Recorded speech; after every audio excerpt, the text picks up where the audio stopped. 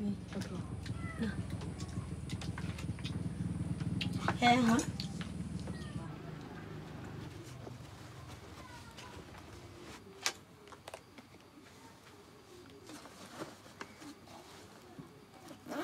Kadin ni ke broi wi. Gol kus ko ya ko ya.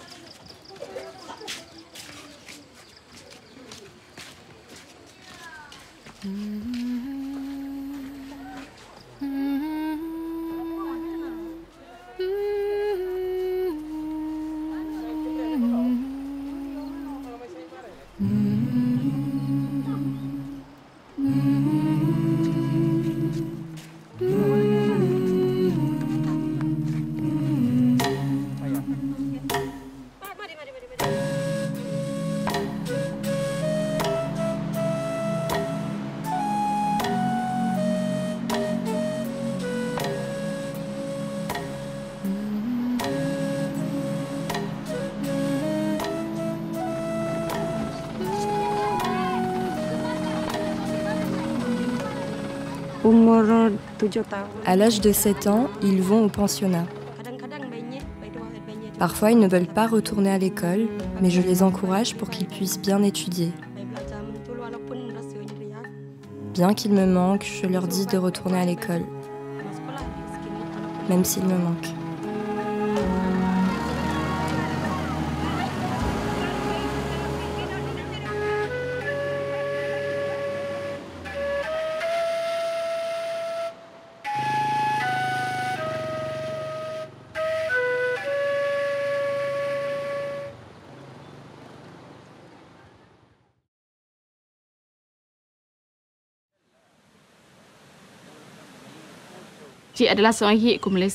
Nous sommes le peuple indigène de la Malaisie. Beaucoup parmi nous vivent au cœur de la jungle et la plupart des écoles sont loin des villages. Comme les parents veulent que leurs enfants soient instruits, ils font des sacrifices en envoyant leurs enfants dans un pensionnat, même si c'est loin de chez eux.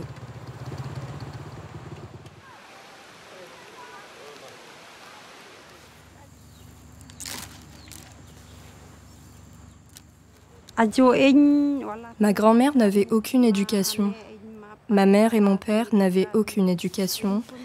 Et moi, j'ai reçu peu d'éducation. Comme nous n'avons pas d'éducation, nous sommes facilement trompés et dupés. Nous ne savons pas comment nous exprimer et nous sentons que nous ne sommes pas capables de faire des choses. C'est pourquoi nous attendons que des gens de l'extérieur du village fassent des choses pour nous, au lieu de les faire nous-mêmes pour notre village. Grâce au processus de construction communautaire, beaucoup de changements ont eu lieu.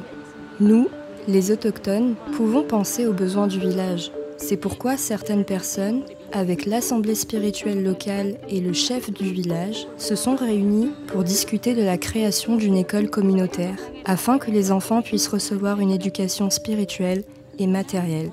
Maintenant, il y a un village qui a une école communautaire.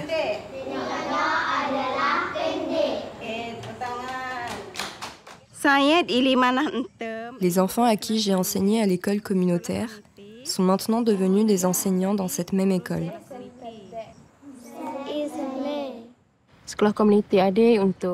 Cette école communautaire est pour les plus jeunes enfants. Mais à l'avenir, notre espoir est que des enfants plus âgés puissent aussi y étudier.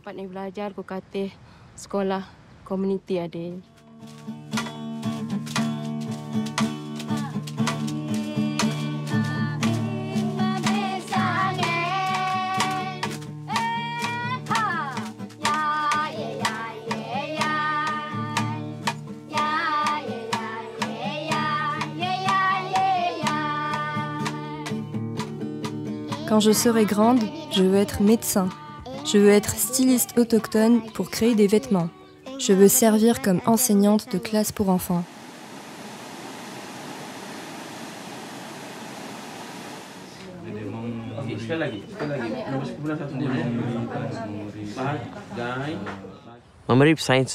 Certains des jeunes participent maintenant au programme de préparation à l'action sociale PAS.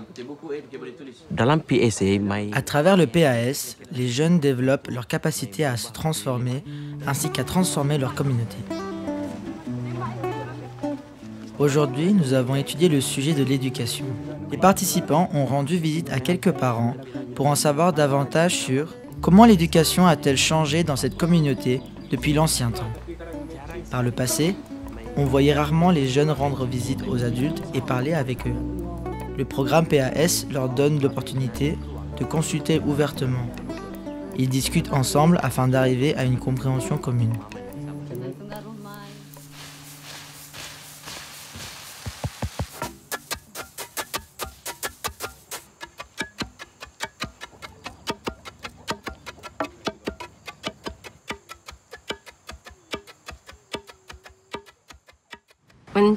Par le passé, les femmes ne pouvaient faire entendre leur voix. La parole des hommes était la plus forte. Les femmes étaient laissées derrière et ne pouvaient faire leur propre choix pour leur vie.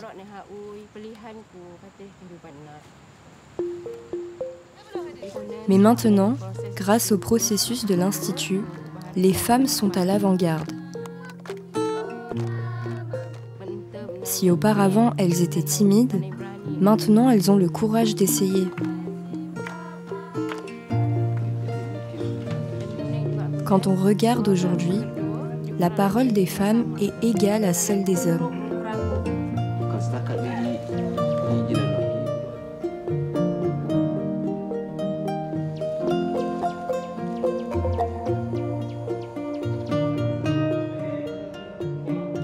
De plus, les femmes aident le chef du village à s'occuper des affaires du village.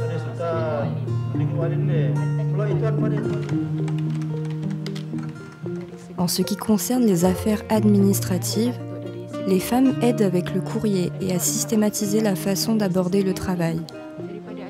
Par conséquent, le chef peut mieux réfléchir sur l'ensemble des affaires du village.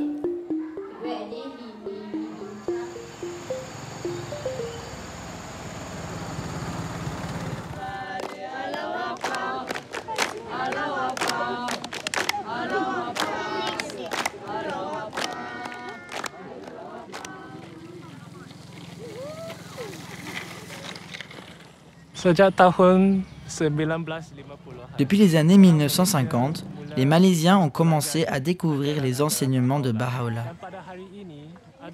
Et aujourd'hui, des milliers de personnes en Malaisie s'efforcent de traduire dans la réalité la vision de Baha'u'llah en matière de transformation sociale et spirituelle.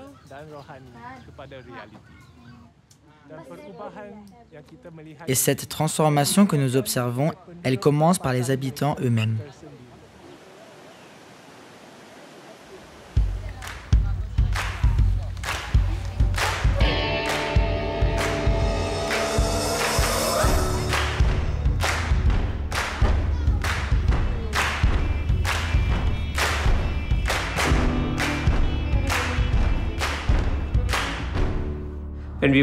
Lorsque nous avons voulu apporter un changement dans notre propre quartier, nous avons estimé que cela devait commencer par nous. Alors certains parmi nous se sont réunis et nous avons commencé à réfléchir sur pourquoi nous ne servons pas dans notre propre quartier. Pourquoi servons-nous dans d'autres quartiers, mais pas dans nos propres quartiers? Nous avions l'impression que nos voisins étaient trop occupés et qu'ils ne seraient pas intéressés de se réunir. Mais nous n'avons jamais parlé à nos voisins. Alors comment savoir si c'était vrai ou pas? Nous avons donc décidé de sortir et de parler à nos voisins. Mais le premier jour où nous sommes sortis, nous n'avons rencontré aucun voisin et les rues étaient vides. Alors, nous nous sommes dit que ce n'est pas grave, nous pouvons réessayer demain. Mais le lendemain encore, nous n'avons rencontré personne. Et ça s'est passé ainsi pendant 10 jours. C'était un peu décourageant et certains d'entre nous ont pensé que nous devrions peut-être abandonner. Mais on s'est dit que non. Il ne faut pas perdre espoir et il faut continuer à sortir. Et finalement, nous avons rencontré quelques voisins et nous avons commencé à avoir des conversations avec eux. Un jour, 2 étrangers sont venus chez moi et m'ont parlé d'éducation spirituelle. Ils ont dit qu'ils aimeraient inviter mes enfants à participer à la classe pour enfants et au groupe de pré-jeunes. Alors, j'ai pensé à ma fille qui, en revenant de l'école, montait à l'étage et regardait son téléphone, et sortait rarement pour interagir avec les autres. Je savais que ce n'était pas bon signe. Il m'est venu à l'esprit que l'éducation spirituelle pourrait vraiment l'aider. Dès que je rentrais de l'école, j'allais directement dans ma chambre. Je communiquais rarement avec mes parents, surtout avec ma mère. En gros, j'étais le genre de personne qui n'avait aucune communication, aucune interaction, et j'exprimais rarement mes sentiments profonds. La première fois que je suis allée chez mon voisin pour participer au groupe de pré-jeunes, j'étais très réticente. Je ne connaissais personne là-bas. Et j'étais aussi très réticente parce que ma mère m'avait demandé de participer au groupe.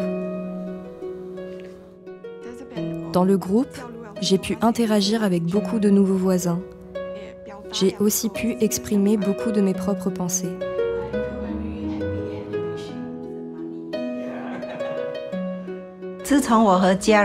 Depuis que ma famille et moi avons participé aux activités de construction communautaire, nous avons appris à consulter. J'ai vu que mes enfants savent mieux exprimer leurs opinions et sont plus désireux de partager ce qu'ils ressentent avec nous. Cela nous a rapprochés. J'ai commencé à interagir et à communiquer davantage avec ma mère et ma famille. L'esprit de solidarité dans notre famille s'est beaucoup amélioré.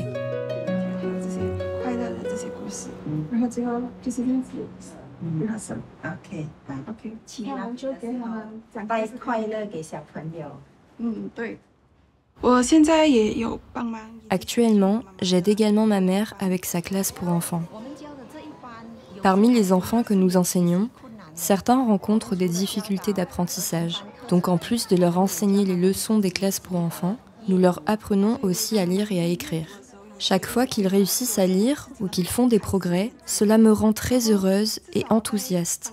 Maintenant au moins j'aide ma mère avec sa classe pour enfants plutôt que de m'allonger à la maison à regarder mon téléphone.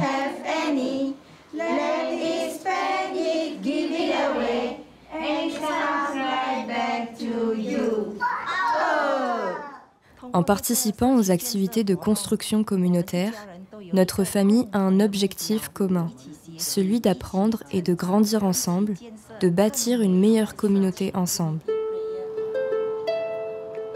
Maintenant, mes voisins et moi allons inviter d'autres voisins à participer aux activités de construction communautaire. Parce que je crois que tout le monde devrait avoir l'opportunité de connaître ces activités et d'y participer.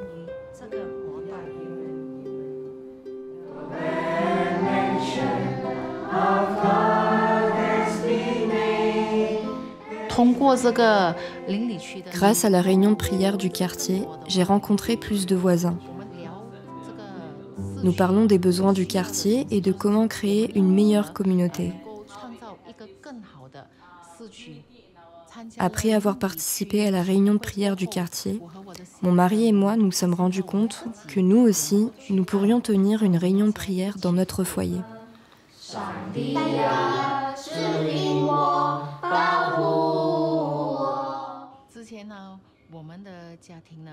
Avant, notre famille ne priait pas ensemble, mais mon oncle et ma tante sont Bahaï. Depuis des années, ils m'invitaient chez eux, et après le repas, on priait ensemble. Mais je n'avais jamais pensé qu'un jour, je prendrais l'initiative de prier.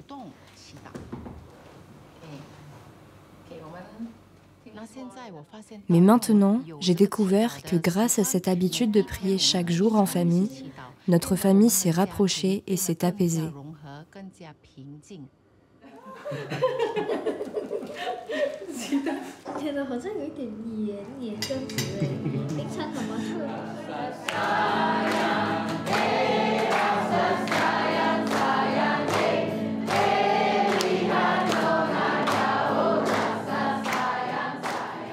It's been 3 years now. Ça fait maintenant 3 ans et il y a 135 familles qui sont engagées dans le processus de construction communautaire. Nous nous organisons en groupes de familles. Donc chaque groupe de familles prie ensemble, planifie des projets de service ensemble et fait même des sorties ensemble.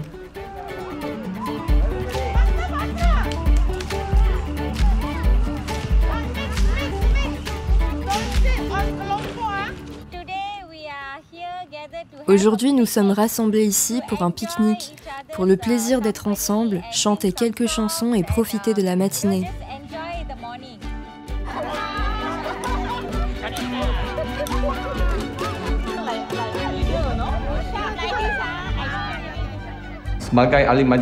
En tant que membre du conseil municipal, je suis fier de travailler avec la communauté Baha'i.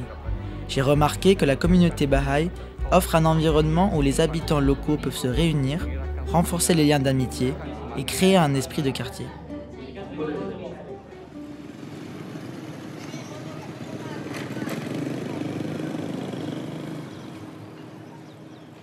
In this neighborhood, Dans ce quartier, nous avons commencé par quelques groupes de pré-jeunes et classes pour enfants. Mais une fois qu'on a commencé, on s'est rendu compte que ces pré-jeunes et ces enfants ne savaient pas comment lire et écrire. Ils ne connaissaient même pas l'alphabet.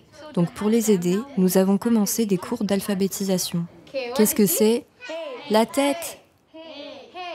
Qu'est-ce que c'est? Les oreilles. Qu'est-ce que c'est? Le sourcil. Qu'est-ce que c'est? Les doigts.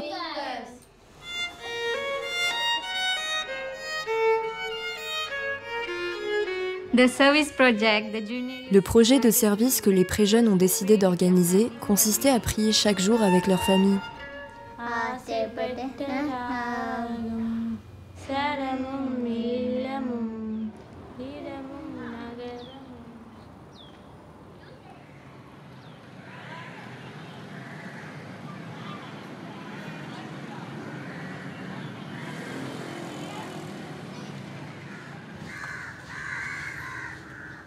I grew up from this neighborhood. J'ai grandi dans ce quartier qui est caractérisé comme endroit surpeuplé, où beaucoup de gens habitent très près les uns des autres. Le point positif est que tout le monde connaît tout le monde et ils sont tous très serviables. Mais le défi dans ce quartier est que la plupart des femmes sont analphabètes.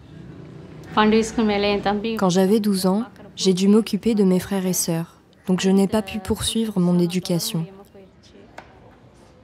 Puisque je ne savais pas lire et écrire, il était difficile de trouver un emploi. J'ai développé une faible estime de moi. Je n'ai jamais osé prendre les devants pour quoi que ce soit, et ma vie a continué ainsi.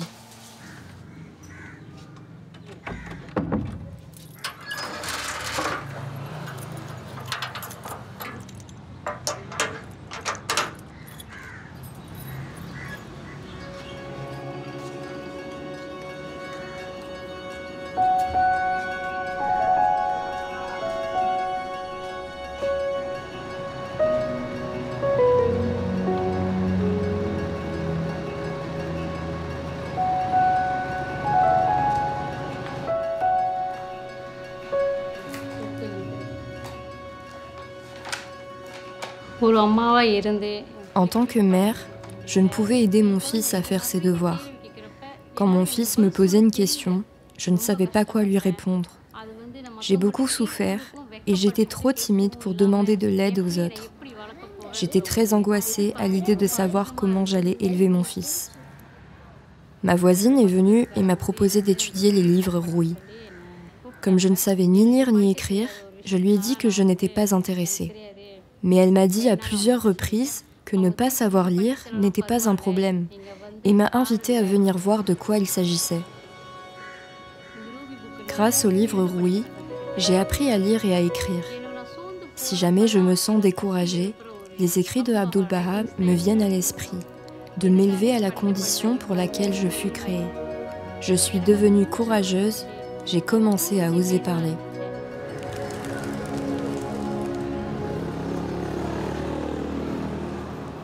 Au début, j'ai étudié ce livre pour mon enfant, mais ensuite j'ai vu les enfants autour de moi. Je me suis dit, pourquoi enseigner seulement à mon enfant? Je dois aussi enseigner aux enfants ici. Donc, pour enseigner à ces enfants, je suis devenue une enseignante de classe pour enfants.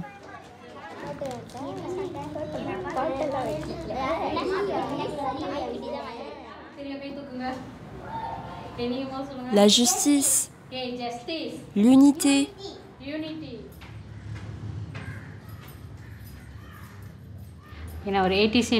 Je suis également membre du comité d'enseignement de groupement. Nous rendons visite à nos voisins et nous avons des conversations avec eux. Nous prions ensemble et nous créons une atmosphère joyeuse.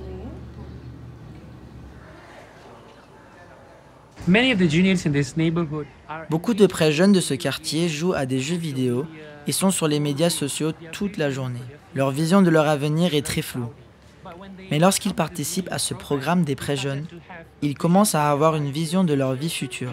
Ils ont aussi commencé à réfléchir aux besoins de la communauté et à la manière d'y répondre par le service. Nous sommes venus ce matin pour faire un projet de service. Comme il n'y a pas de ligne peinte, les gens garent leurs motos n'importe où et partent. Les motos tombent les unes sur les autres, ce qui est dangereux pour les enfants. C'est pourquoi nous sommes venus repeindre ce parking.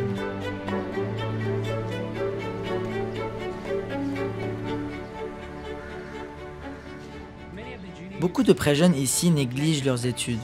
Donc, puisque j'anime un groupe de très jeunes, je les aide à se concentrer sur leurs études.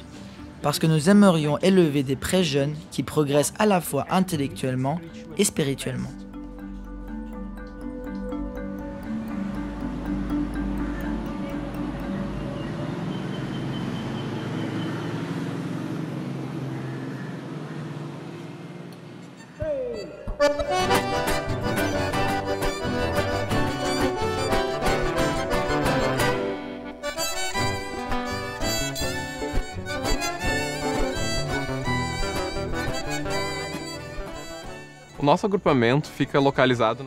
Notre groupement est situé dans la région du sud du Brésil.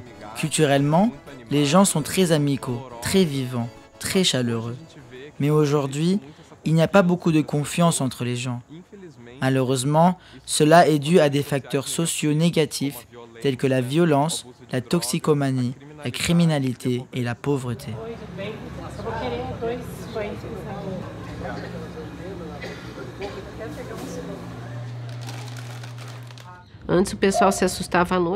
Avant, les gens avaient peur la nuit. Maintenant, c'est le jour et la nuit. Les supermarchés ont des grilles sur les portes pour se protéger. Les familles sont effrayées par le degré de violence qui se produit. Elles préfèrent s'enfermer chez elles et l'insécurité commence à créer de l'isolement.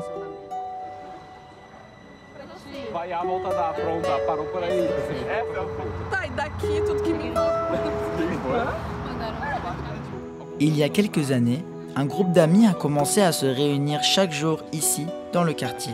Nous avons prié, nous avons consulté, nous avons planifié, et puis nous sommes allés visiter des familles pour apprendre à connaître les habitants de notre quartier. Qui sont nos voisins ?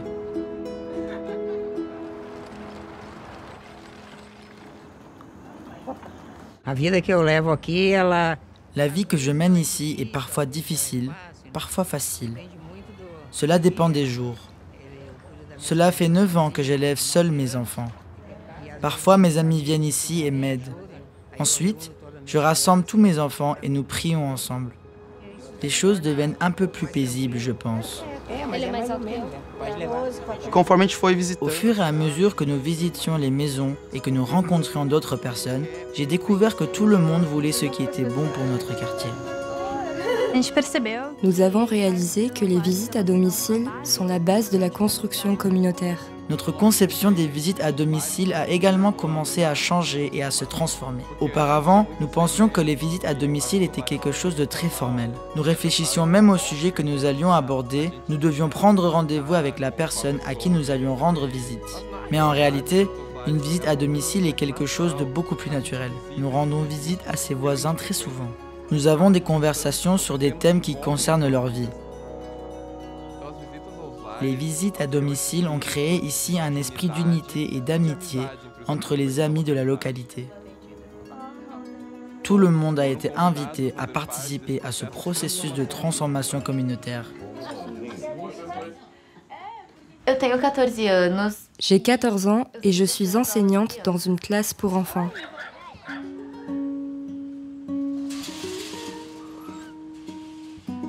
Quand j'étais plus jeune, j'ai aussi participé aux classes pour enfants.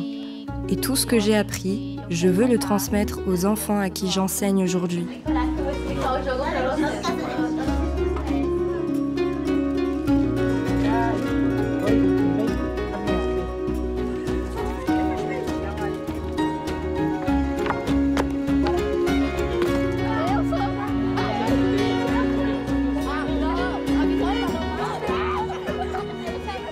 Aujourd'hui, dans notre groupe de pré-jeunes, nous avons décidé qu'il fallait changer certaines choses dans notre quartier. Nous avons décidé qu'il serait préférable de mettre des poubelles à cause de la pollution. Notre groupe a également décidé de mettre des lumières dans le village parce que quand il fait nuit, on ne voit rien. J'aime qu'il fasse partie du groupe parce qu'il a beaucoup changé. Avant, il ne faisait rien à la maison. Maintenant, il m'aide à nettoyer la maison, à faire la vaisselle. Il m'aide en général. Il a appris à prier. Il a introduit la prière dans notre foyer.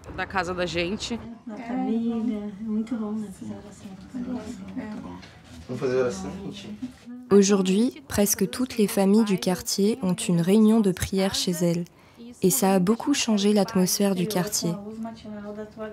Auparavant, le quartier était si dangereux que nous ne pouvions pas appeler un taxi ici parce qu'ils avaient peur de venir.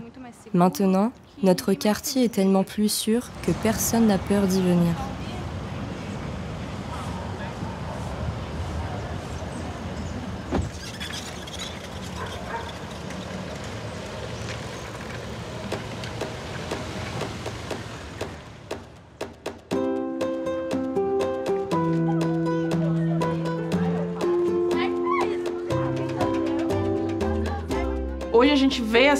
Aujourd'hui, nous voyons les enfants jouer dans la rue parce que les familles se font davantage confiance.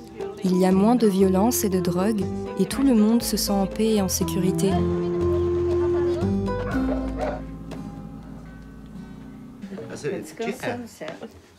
Aqui ele tem a Ju, ela disse que estava tudo certo e tudo mudou. E ela queria passar maquiagem. Eu faço parte de grupo de família. Je fais partie d'un groupe de familles dans ma rue. Ensemble, nous réfléchissons à ce que nous pouvons faire de bien pour notre communauté. Il y a quelques jours, il y a eu un cyclone et ce groupe de familles et d'amis s'est rapidement réuni pour aider les gens qui avaient besoin de vêtements et de nourriture. Agasalho e alimento. Sim, a gente vai conversando.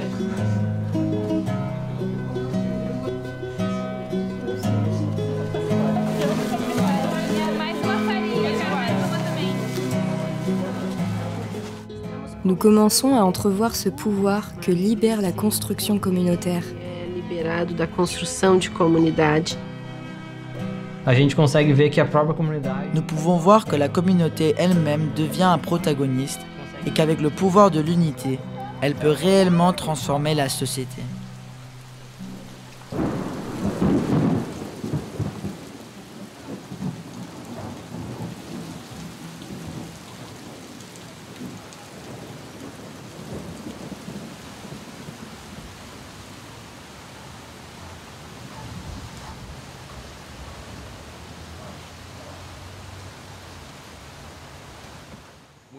De nombreux pré-jeunes commencent à travailler à un très jeune âge. Leur principale activité consiste à collecter et à trier des matériaux recyclables qu'ils vendent pour aider leurs familles à acheter de la nourriture et des produits de première nécessité.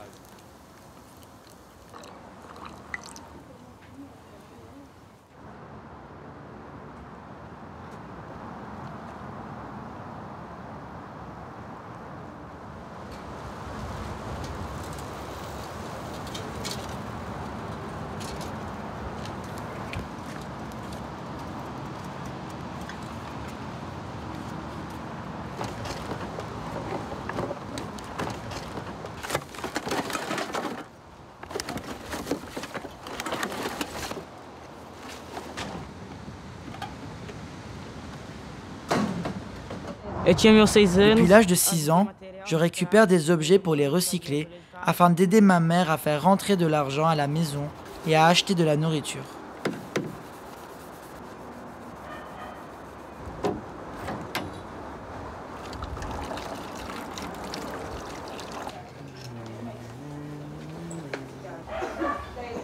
L'un des défis auxquels nous sommes confrontés ici est que de nombreux jeunes commencent à quitter l'école très tôt. Les garçons parce qu'ils doivent aider leur famille financièrement et finissent donc par quitter l'école pour travailler, ou parce qu'ils se droguent. Les filles parce qu'elles tombent enceintes très jeunes. Tenho 4 filhos. J'ai 4 enfants. J'ai eu ma première grossesse à 14 ans et j'ai dû abandonner l'école. Mais aujourd'hui, mon objectif est qu'ils finissent leur scolarité car c'est très important.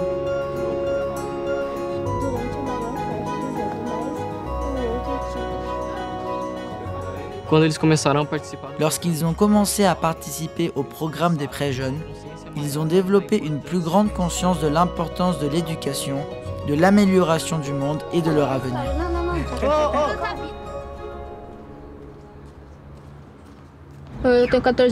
J'ai 14 ans. Je vais à l'école et j'aime beaucoup ça parce que j'apprends. J'étais dans le groupe de pré-jeunes, maintenant j'étudie le livre 1, j'aime beaucoup ça.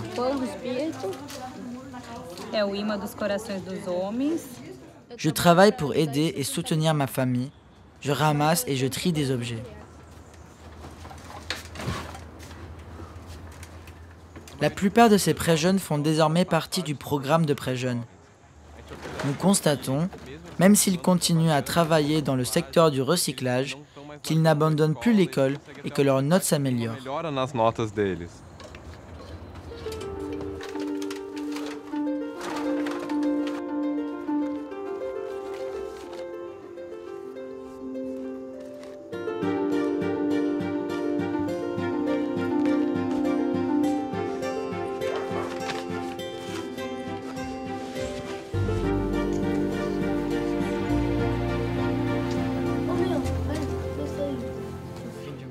On voit les animateurs aider les jeunes à faire leurs devoirs et à travailler les matières qui leur posent des problèmes. À cause de la pandémie, j'ai redoublé une année. Quand j'ai redoublé, j'étais très triste. J'ai commencé à déprimer. Mais aujourd'hui, avec cette classe, je me sens mieux, je suis heureux. J'apprends les matières que je ne pouvais pas apprendre avant. L'une des forces de notre communauté est que les institutions encouragent fortement l'initiative individuelle. Par exemple, une de nos voisines venait de terminer le livre 1 et était très enthousiaste. Elle a donc effacé toutes ses notes dans le livre et l'a apporté chez sa voisine pour qu'elle puisse étudier ensemble. Même si elle n'était pas tutrice, tout le monde était très heureux et les institutions ont commencé à réfléchir à la manière dont nous pourrions la soutenir davantage et l'accompagner pour qu'elle puisse continuer à être tutrice du livre.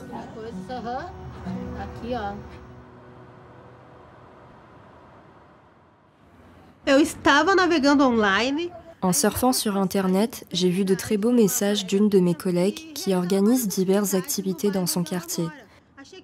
J'ai trouvé cela très intéressant et je lui ai demandé comment elle s'y prenait et j'ai décidé que je pourrais aussi faire ces activités dans mon quartier. Elle m'a présenté à une autre amie et j'ai commencé à étudier les cours de l'Institut avec elle. Ensuite, j'ai commencé une classe pour enfants et un groupe de pré-jeunes. À la fin de chaque livre, nous avons réfléchi à un projet de service. Chacune donnait ses idées sur ce que nous pourrions faire pour améliorer l'endroit où nous vivons. L'une des participantes a eu l'idée de réaliser un projet de service sur la précarité menstruelle. Elles ont elles-mêmes remarqué au sein du groupe que certaines élèves rencontrent des difficultés à aller à l'école parce qu'elles n'ont pas de serviettes hygiéniques et qu'elles ont du mal à s'en procurer. Le groupe a commencé à sensibiliser les membres des familles et tous les habitants à l'importance de participer à ce projet.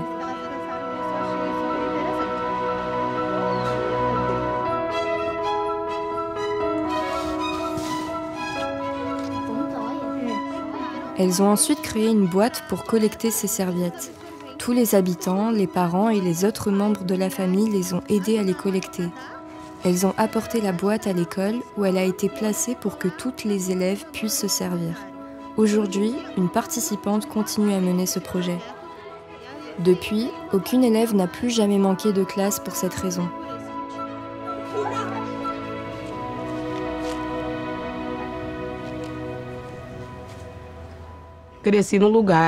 J'ai grandi dans un endroit où il y avait beaucoup de violence, un environnement qui n'apportait de bien-être à personne. Puis je suis tombée enceinte, j'ai dû arrêter mes études et je me suis sentie seule.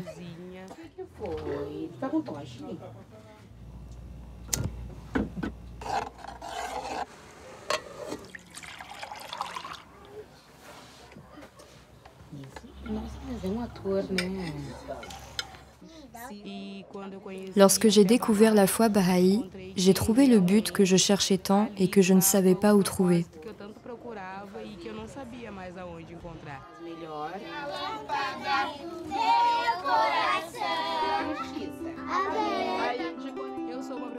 Aujourd'hui, je suis enseignante de classe pour enfants. Je vois vraiment la transformation de la classe. Je vois des enfants qui veulent apprendre, veulent découvrir de nouvelles choses, de bonnes choses.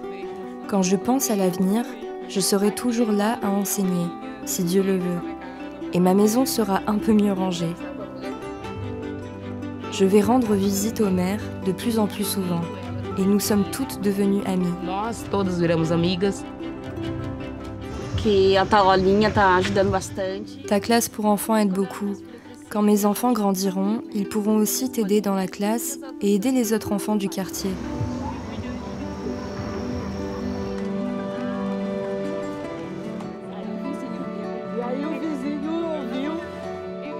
Les mamans et moi nous réunissons fréquemment. Nous parlons des enfants, nous parlons de la prière, nous parlons de nos vies, nous nous entraidons beaucoup.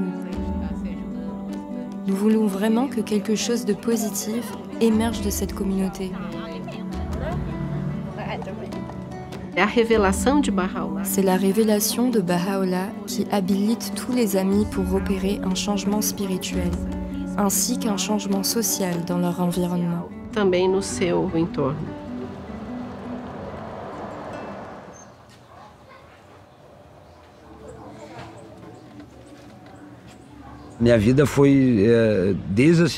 Je n'ai connu que la criminalité depuis mon enfance. J'étais impliqué dans la drogue, j'étais dans un monde de violence. J'ai passé 10 ans de ma vie en prison. J'ai perdu mon fils, j'ai perdu ma femme et j'ai perdu mon frère dans le monde de la drogue. Les choses sont devenues de plus en plus difficiles. La foi Baha'i m'a aidé à sortir de ce trou. Les prières m'ont beaucoup aidé à supporter ces douleurs. Grâce à Abdul Baha, je suis aujourd'hui une meilleure personne. J'ai commencé à comprendre les autres, à apprécier la famille, les amis et tout ce qui fait partie de la vie. Plantons la graine de l'amour. Planter, cultiver, c'est possible.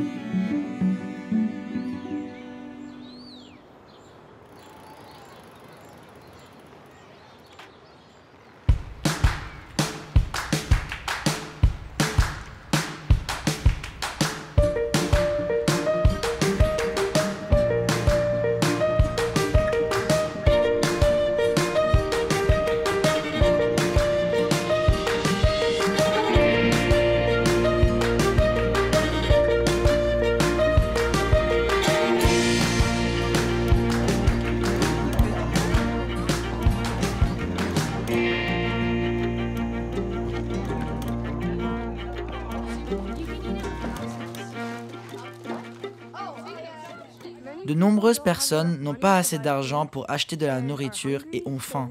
Nous avons décidé d'agir et de les aider. Nous avons rendu visite à plus de 40 familles et partagé notre projet de service avec elles, ce qui les a amenés à donner de la nourriture. Et maintenant, nous allons prendre cette nourriture que nous avons collectée et l'offrir à une banque alimentaire. Je suis la présidente de cette association de quartier. Notre quartier est devenu beaucoup plus uni au cours des 2 dernières années. Et je pense que cela est dû en grande partie aux groupes de pré-jeunes qui se sont réunis ici. Ils venaient jouer et se réunissaient pour planifier leurs projets de service. Et les voisins ont commencé à le remarquer et à vraiment ressentir le sentiment de communauté que ces jeunes ont commencé à créer.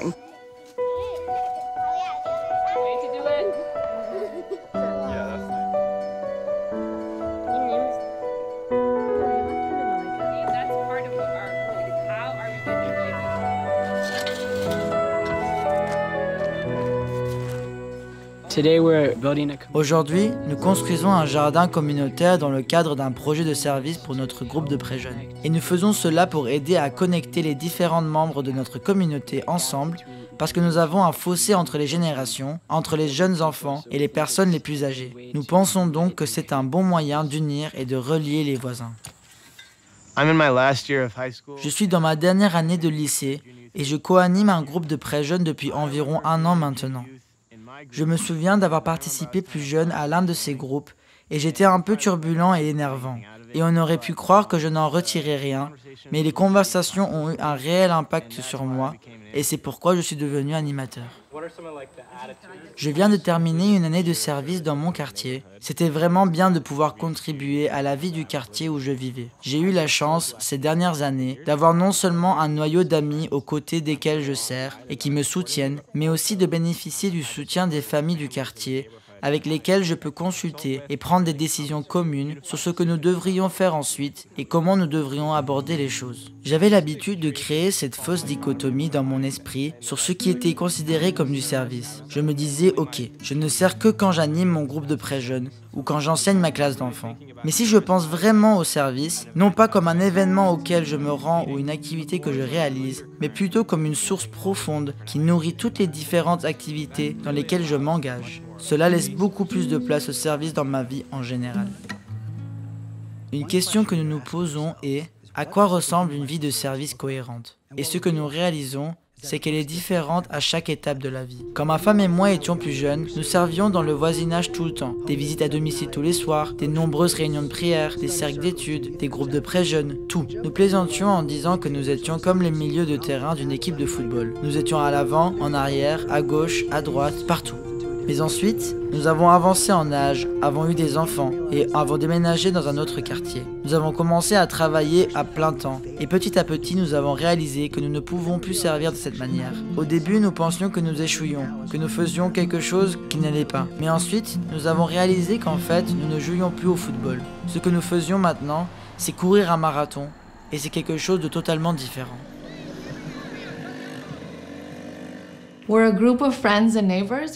Nous sommes un groupe d'amis et de voisins qui se réunissent régulièrement pour réfléchir aux besoins de notre communauté.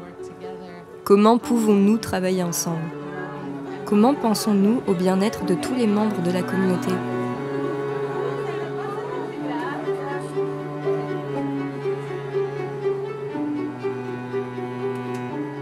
Je suis la présidente de ce quartier. Nous avons beaucoup de jeunes ici qui ont beaucoup de talent, mais l'un des défis auxquels nous sommes confrontés est la violence par arme à feu dans notre quartier. Donc, dans ces groupes de pré-jeunes, on leur apprend à aider les autres enfants à devenir de meilleures personnes. Et si nous continuons à avoir ces programmes, je pense vraiment que nous pouvons faire la différence dans notre communauté. À mesure que nous avons formé de plus en plus de groupes de pré-jeunes dans le quartier, nous avons commencé à remarquer une tendance. Chaque fois que le moment venait pour les pré-jeunes de lire pendant l'activité, ils refusaient. Ils jetaient leurs livres, ils essayaient de convaincre les autres pré-jeunes de ne pas lire. Et au début, nous avons pensé qu'il s'agissait de problèmes de comportement et nous avons donc essayé de les aborder comme tels. Mais au fil du temps, il est devenu évident qu'il ne s'agissait pas d'un problème de comportement, mais que les pré-jeunes ne pouvaient pas lire le texte. Au fur et à mesure que nous nous sommes penchés sur la question, il est devenu évident que ce problème se posait dans tout le quartier. Les pré-jeunes de ce quartier n'avaient pas à leur âge le niveau de lecture attendu. Nous avons donc créé une structure capable de fournir des cours individuels pour renforcer le niveau d'alphabétisation des pré-jeunes du quartier. Aujourd'hui, au sein du groupe de pré-jeunes, ils sont plus désireux de lire, ils sont plus concentrés jusqu'à s'entraider mutuellement lorsqu'ils ont des difficultés pour lire.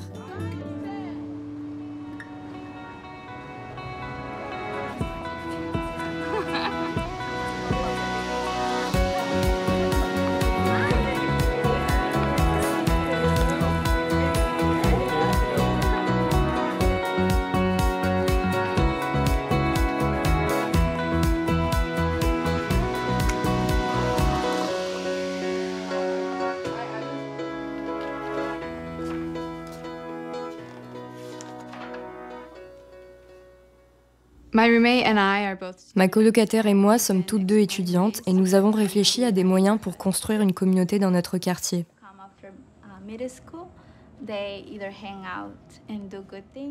Nous avons ouvert notre foyer pour organiser des cercles d'études et des réunions de prière dans notre appartement. Essayer d'inviter les jeunes à se joindre au processus de construction communautaire en l'expliquant comme un simple ensemble d'activités s'est avéré être un défi. Souvent, ils ne sont pas intéressés ou ils ont du mal à trouver du temps dans leur vie. Mais lorsque nous leur faisons part du but de ces activités, la vision plus grande de Baha'u'llah, la transformation de l'individu et de la société, les jeunes sont désireux de contribuer. Lorsque j'ai étudié la vision que Baha'u'llah avait de l'unicité de l'humanité, cela m'a vraiment parlé. Quand j'étais plus jeune, j'allais dans une école majoritairement blanche. Et comme j'étais l'une des rares enfants noirs, j'avais l'impression d'être observée au microscope. C'est presque comme si j'étais la représentante de mon groupe ethnique. Et pendant le déjeuner, je me sentais très angoissée. Je ne savais pas avec qui m'asseoir parce que les enfants noirs étaient assis d'un côté et les enfants blancs de l'autre. Et je voulais m'asseoir avec les deux groupes. Un jour, une amie de la famille nous a parlé, à ma mère et à moi, de la religion bahaï et elle nous a invités à une réunion de prière. Et quand je suis arrivée, j'ai été juste émerveillée. J'ai vu tant de personnes, de religions et d'ethnies différentes se rassembler, chanter ensemble, parler ensemble. Et tout simplement, je me suis sentie à ma place. Je sers comme animatrice dans l'un des quartiers. J'aime vraiment parler aux jeunes personnes de ces concepts spirituels et de la façon dont ils peuvent les intégrer dans leur propre vie.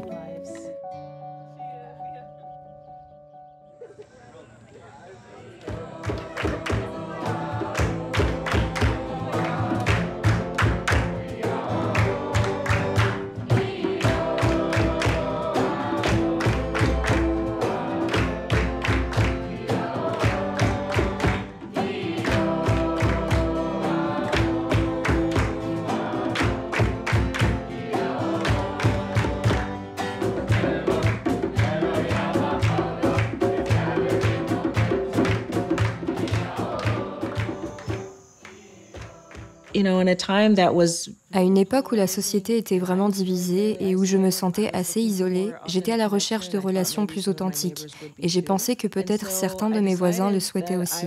J'ai donc décidé de juste essayer d'inviter mes voisins à participer à une réunion de prière.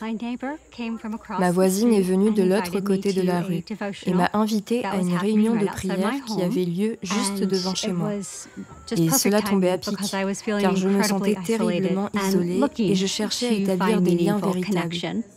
Depuis, je participe à ces réunions de prière depuis 2 ans et c'est une source de soutien extraordinaire.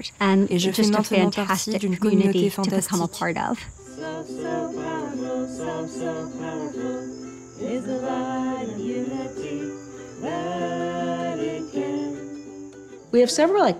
Nous avons plusieurs activités dans notre quartier. Nous avons commencé à organiser des classes pour enfants, des cercles d'études et davantage de réunions de prière. Ces espaces contribuent à rassembler les gens. Ils apportent la joie que nous recherchons dans une communauté. Une des choses pour lesquelles je suis vraiment reconnaissante, c'est que j'ai une amie dans le quartier qui, depuis le début de la mise en place de notre réunion de prière, est là à mes côtés. Nous consultons et parlons de la façon dont ces activités se déroulent, de la façon dont nous pouvons nous soutenir mutuellement. Et ça aide vraiment de pouvoir le faire avec quelqu'un d'autre.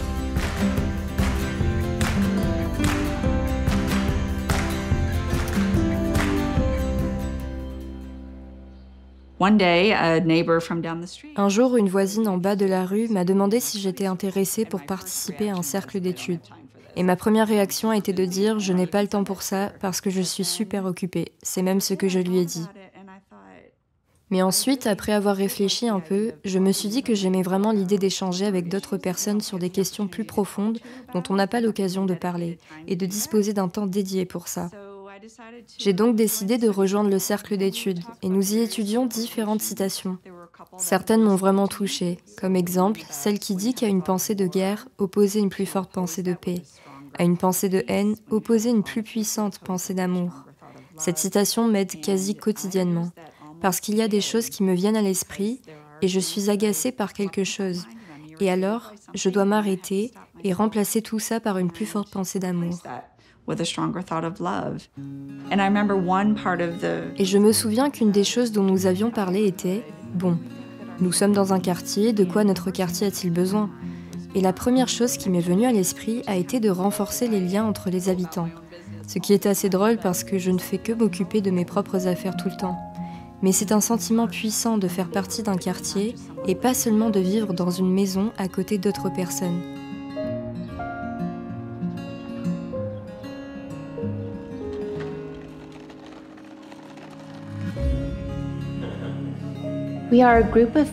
Nous sommes un groupe de familles qui se réunissent régulièrement pour planifier, réfléchir et se soutenir mutuellement dans nos activités de construction communautaire. L'un des espaces que nous avons créés s'appelle « Conversation constructive ». Nous invitons des gens par le biais des réseaux sociaux et de nos amitiés personnelles. Il s'agit d'un espace dans lequel nous lisons des citations sur un sujet donné.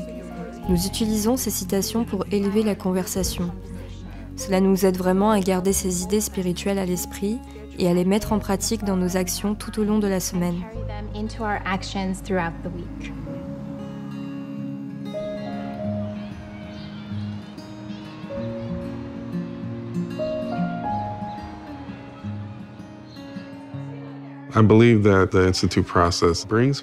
Je crois que le processus de l'Institut rappelle aux gens leur identité véritable, qui ils sont et pourquoi ils sont sur Terre. En tant qu'homme afro-américain dans cette société, mon identité a été définie pour moi. Je suis considéré comme colérique, violent, pas digne de confiance, sans éducation et comme une menace. En grandissant dans cet environnement, il m'a été très difficile de comprendre qui je suis vraiment et pourquoi je suis sur Terre.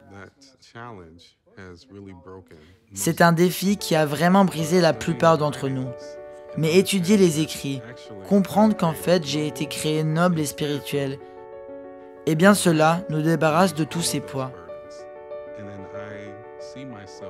Et alors je me vois comme un être humain spirituel et noble. Et pas seulement ça, je vois aussi les autres de la même façon.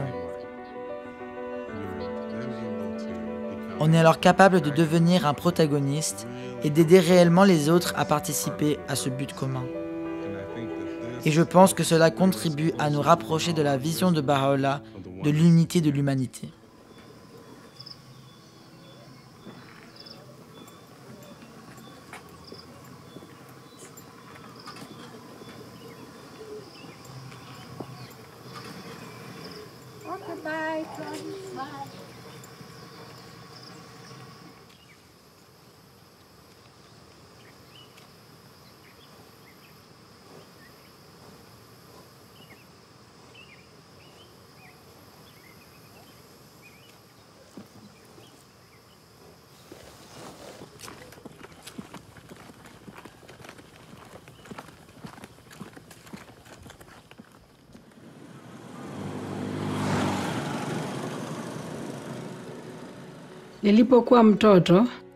Quand j'étais enfant, je souhaitais devenir enseignante. Mais dans mon village, les filles n'étaient pas envoyées à l'école parce que les gens ne voyaient pas l'importance de nous éduquer. Mais mon père m'a inscrite à l'école et j'étais très heureuse. À l'adolescence, mon père a décidé que j'étais suffisamment instruite parce que j'étais une fille. Il m'a donc retirée de l'école. J'étais très triste car j'ai dû renoncer à mon désir de devenir enseignante. À l'âge de 17 ans, je me suis mariée et j'ai déménagé dans un nouveau village. Dans ce village, j'ai rencontré la communauté Baha'i et j'ai rejoint le processus de l'Institut. Cela a réveillé en moi à nouveau le désir de devenir enseignante.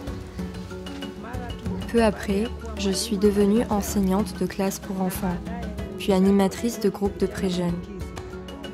J'étais très heureuse. Mais j'ai alors remarqué que la majorité des enfants de ce village n'allaient pas à l'école. L'école la plus proche était trop éloignée et ils devaient marcher 4 heures pour s'y rendre. Alors, avec la communauté Baha'i, nous avons commencé à avoir des conversations avec les familles du village. Nous avons tous décidé de construire une école communautaire et j'en suis devenue l'enseignante. J'étais très heureuse. Mais l'école communautaire n'accueillait que les enfants de 5 et 6 ans, et nous n'avions pas les moyens d'offrir des classes supérieures. Après avoir réfléchi avec la communauté, j'ai donc initié des discussions avec le gouvernement. Nous les avons persuadés de construire une école primaire dans notre village, ce qu'ils ont fait. Aujourd'hui, les enfants vont à l'école et s'y rendent facilement à pied.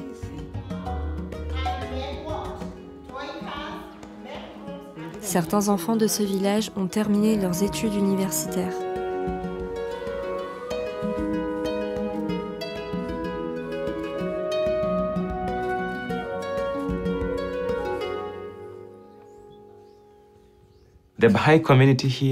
La communauté Baha'i d'ici apprend à traduire en action la vision de Baha'u'llah d'une société prospère sur le plan spirituel et matériel.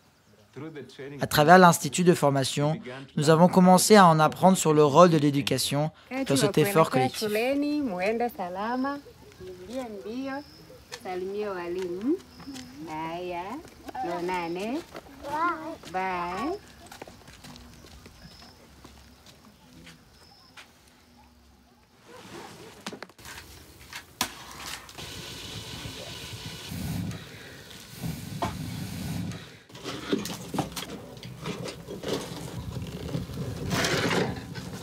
Mimi nilimaliza tu shule ya msingi.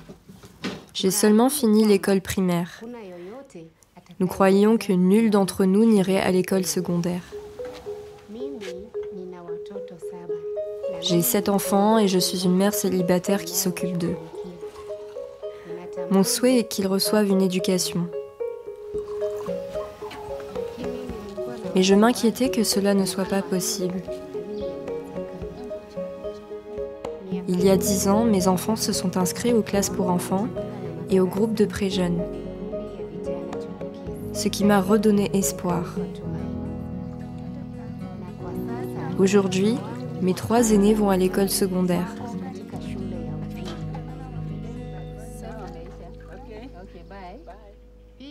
Ils sont également enseignants de classes pour enfants et animateurs de groupes de pré-jeunes. Mon cœur est rempli de joie. Ô ami, dans le jardin de ton cœur ne plante que la rose d'amour. Waouh, très bien. Est-ce qu'on peut l'applaudir?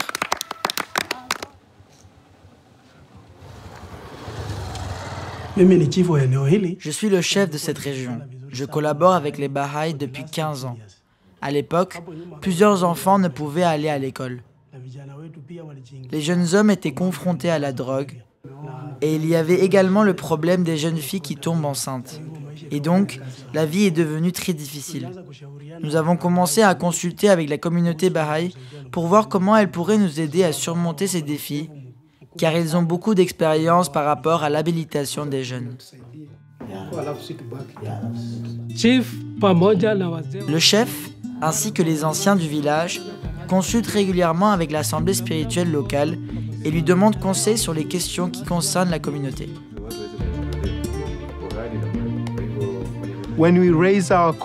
Lorsque nous avons élevé notre conscience pour commencer à penser à la transformation du village entier, nous avons commencé à réfléchir à la manière d'impliquer tout le monde.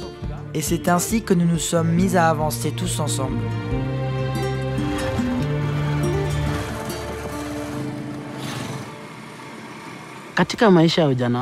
Quand j'étais enfant, j'ai grandi près d'un marché appelé Le Mauvais Coin.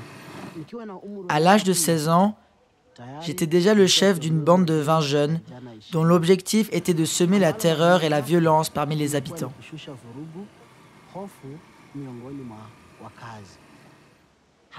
Même la police avait peur de nous. Un jour, j'ai entendu parler de la foi Baha'i. Mon cœur fut très touché. Peu après, j'ai participé à l'étude du livre 1 de l'Institut Rouhi.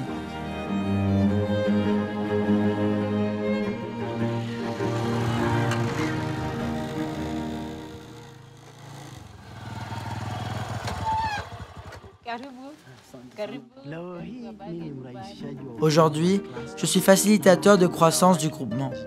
Je rends visite aux gens du village afin de les encourager et de les aider dans leurs efforts pour organiser des réunions de prière et faire des visites à domicile.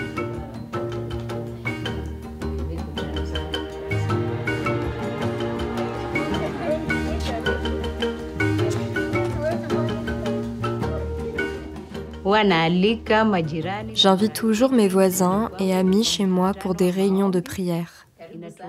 Cela nous unit et je le fais depuis 3 ans maintenant.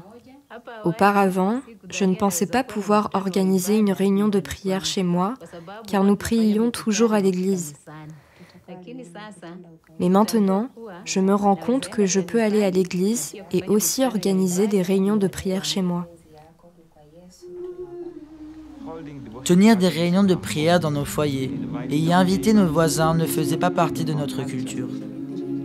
C'est en étudiant le livre 1 de l'Institut Rouy, Réflexion sur la vie de l'esprit, que nous avons commencé à mieux comprendre le pouvoir de la prière. Qu'est-ce que la prière? Pourquoi prions-nous? Et nous avons tout de suite commencé à partager nos compréhensions avec d'autres durant nos visites à domicile dans le village. Aujourd'hui, l'habitude de prier ensemble dans nos foyers fait partie de nos vies.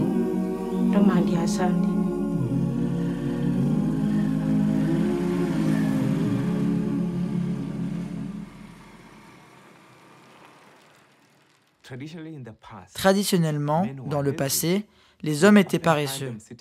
On les trouvait souvent assis sous un arbre, attendant que leurs épouses les nourrissent, fassent le ménage, prennent soin des enfants et travaillent la terre. Les hommes croyaient que les femmes étaient des êtres faibles, alors que les femmes faisaient tout.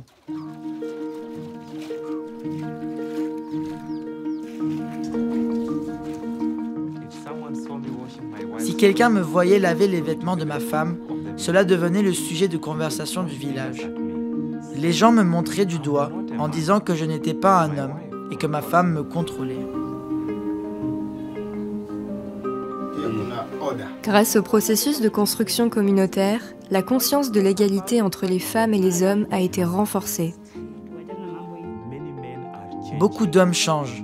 Ils jouent un rôle plus actif dans les tâches ménagères et s'impliquent davantage dans l'éducation de leurs enfants et pour soutenir leurs épouses. Les femmes ne font pas que de participer aux activités. Elles sont à l'avant-garde pour les coordonner et les mener. La majorité des membres de notre assemblée spirituelle locale sont des femmes.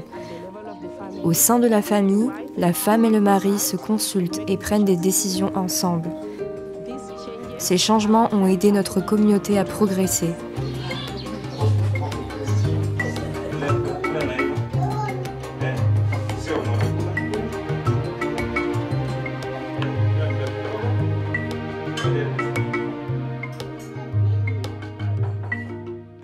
Le processus de construction communautaire a créé pour nous une base qui permet aux efforts liés à l'action sociale de progresser.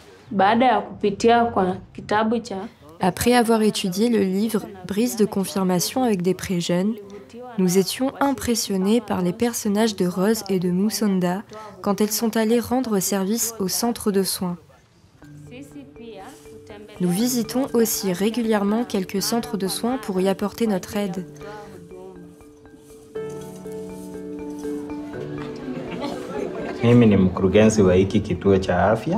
Je suis gérant d'un dispensaire. Ça me fait toujours plaisir quand les jeunes viennent nous aider à nettoyer les différents espaces dans l'hôpital.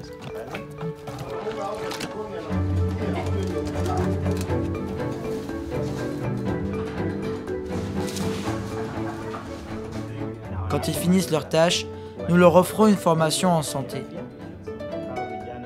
Ils deviennent nos ambassadeurs pour les questions de santé ici au village.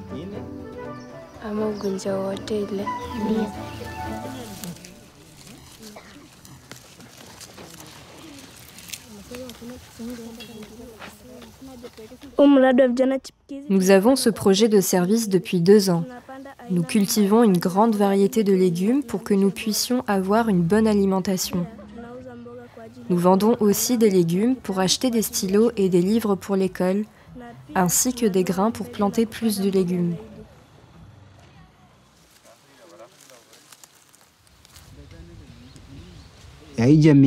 Notre communauté a l'habitude de ne planter que du maïs.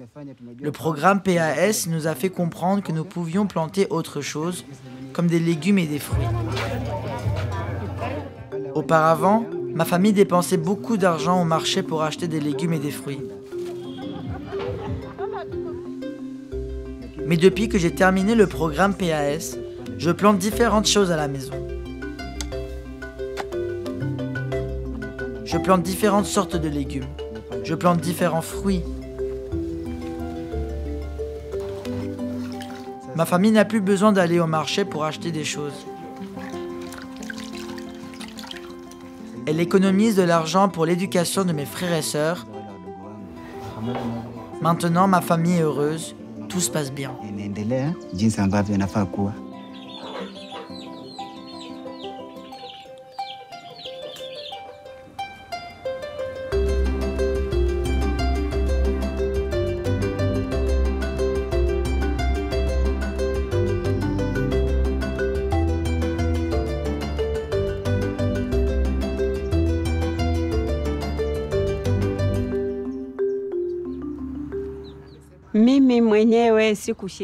Je n'ai pas participé au programme PAS, mais grâce à l'amour qui existe au sein de notre communauté, j'ai quand même bénéficié des connaissances du programme PAS sur l'agriculture par le biais de mes amis et voisins. Par le passé, chacun était occupé par son propre travail. Le programme PAS nous a aidés à commencer à travailler ensemble.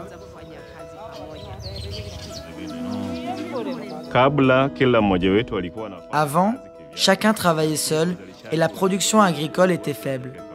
Maintenant, nous sommes 200 fermiers. Nous nous entraidons dans nos champs, nous discutons et partageons nos connaissances et le rendement a augmenté.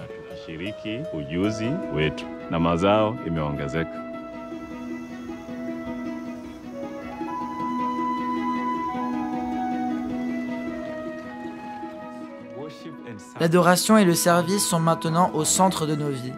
Et nous sommes si honorés que la première maison d'adoration locale en Afrique se trouve ici, à Matunda Soy. Tout le monde, de n'importe quelle tribu ou église, va à la maison d'adoration pour prier. Elle appartient à la communauté. Maintenant, avec la maison d'adoration, plusieurs familles viennent prier ensemble, très tôt le matin, avant de commencer leurs activités quotidiennes.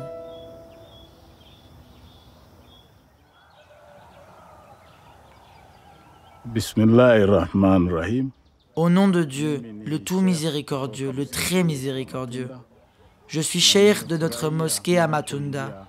Je suis heureux quand j'entre dans notre maison d'adoration. Quand je suis à l'intérieur, je remercie Dieu le Tout-Puissant. J'y trouve la sérénité, identique à celle que je trouve toujours dans la mosquée.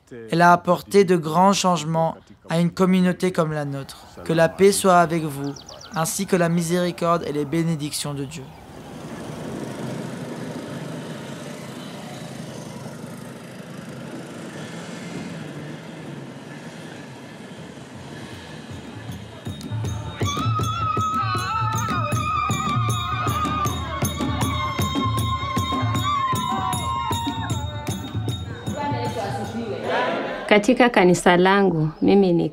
Dans mon église, je suis la secrétaire pour les femmes. Je les guide et les conseille. Je me sens très proche de la communauté Baha'i. Je viens tous les jours au temple pour faire mes prières. C'est un endroit serein qui apaise mon cœur. Quand j'entends les prières des différentes religions, je suis très heureuse, car la parole de Dieu nous unit. Chez moi, j'organise des réunions pour mes voisins dans mon quartier.